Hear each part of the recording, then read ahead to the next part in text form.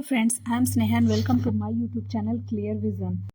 तो mutual fund start करने से पहले हमें किन बातों का ध्यान बहुत ही ज़रूरी होता है, इन चीज़ों को जानना, तो उसके बारे में हम डिटेल में डिस्कशन करेंगे। ऑब्वियसली टाइम तो चाहिए ही म्यूचुअल फंड में, लॉन्ग टर्म में अगर हमें अच्छा खासा प्रॉफिट बनाना है तो इन्हीं चारों पॉइंट को हम यहाँ पे डिटेल में देखेंगे। उसमें पहला हम कोई भी फंड का रिटर्न, दूसरा अल्फा बीटा और उसका सेक्टर एलोकेशन, और देन लास्ट में हम उसके फंडामेंटल को देखेंगे।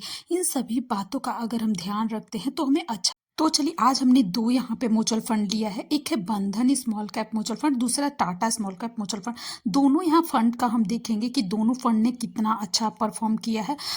बाकी डिसीजन लेना ये हमारे ऊपर है, हम उसकी बारीकियों को समझेंगे कि फंडामेंटली और रिटर्न वाइज हर एक पैरामीटर को यहाँ पे देखेंगे। तो एक साल में ही टाटा ने 40% का, वहीं पे बंधन ने 49% का, 2 साल में टाटा ने जो है वो 35% का, 2 साल में बंधन ने 45% का, 3 साल में 24% का टाटा ने, और बंधन स्मॉल कैप म्यूचुअल फंड ने 25% का रिटर्न बना के दिया। बस 5 साल में टाटा ने 33% का, और यही बंधन सिंस इंसेप्शन में 37% का रिटर्न बना के दिया है। तो रिटर्न वाइज तो हमें दोनों ही लगभग बराबर, लेकिन थोड़ा बेहतर बंधन स्मॉल कैप म्यूचुअल फंड लग रहा है। अब हम इसके अल्फा और बीटा को देखेंगे।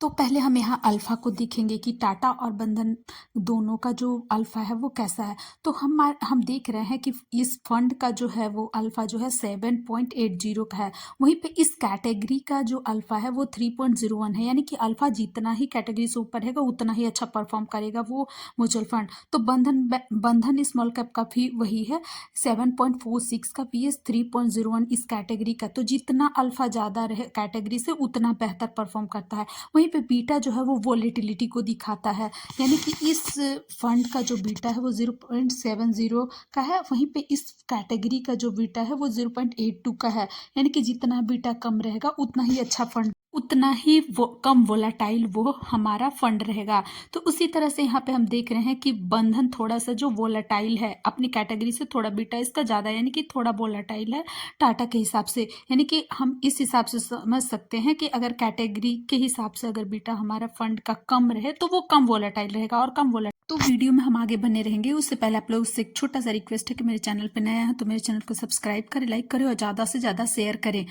और साथ ही साथ कमेंट करें कि ये कैसा। चलिए, अब हम दोनों फंड के जो है वो सेक्टर एलोकेशन को देखते हैं। तो हम देख रहे हैं कि बंधन में फाइनेंशियल में 18.87% का इन्वेस्टमेंट हो रखा है, इस कंपनी कर रखा है। और दूसरा वहीं टाटा में देख रहे हैं कि फाइनेंशियल में 13.63% का। वहीं पे हेल्थ केयर में हम देख रहे हैं बंधन का 11.99% का, वहीं पे हेल्थ केयर में टाटा का देख रहे हैं 10.51% का। सर्विसेज में हम देख रहे हैं 10.36% का बंधन में, और वहीं पे सर्विसेज में देख रहे हैं टाटा का 10.44%। कंस्ट्रक्शन में हम देख रहे हैं 7.39% बंधन में, वहीं पे यहाँ पे कंस्ट्रक्शन नहीं है बल्कि केमिकल सेक्टर है, 9.48% का।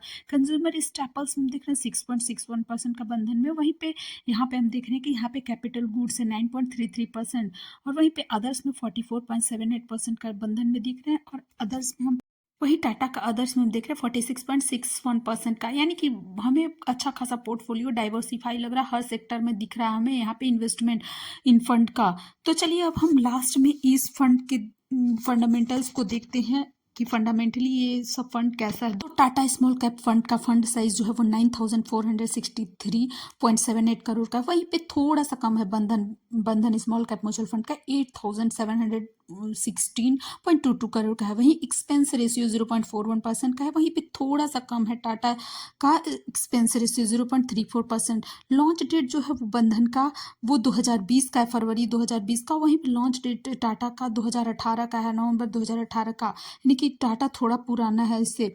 रिटर्न सिंस लॉन्च जो है वो बंधन 41.41% का रिटर्न बना के दिया। वहीं पे रिटर्न सिंस लॉन्च से 29.66% का रिटर्न बना के दे रहा है। बेंचमार्क जो है बीएससी बंधन जो फॉलो करता है, BSc 250 small cap total return index. वहीं पे टाटा का जो बेंचमार्क है वो Nifty small cap 150 total return index है। और दोनों हम फंड में 100 रुपीज़ से एसआईपी स्टार्ट कर सकते हैं। तो ये हम दोनों का फंडामेंटल्स देख लिए, दोनों का रिटर्न देख लिए। अब डिसीजन हमारा होगा कि हम किस फंड में इन्वेस्टमेंट करें ताकि हमें अच्छा खासा रिटर्न भी मिले और वोलेटिलिटी का सामना भी ज़्यादा ना करना पड़े। तो ये मेरी तरफ से डिस्क्लेमर है, मेरे इस वीडियो से बाय सेल का रिकमेंडेशन बिल्कुल ना समझे। ये वीडियो सिर्फ लर्निंग पर्पज से बनाया गया है। हमने यहाँ इसके सभी सभी पैरामीटर्स को अच्छे से डिटेल में देखा। तो अगर मेरा ये वीडियो इन्फॉर्मेटिव लगा हो तो मेरे चैनल को सब्सक्राइब करें, लाइक करें और ज़्यादा से ज़्यादा शेयर करें। Thank you.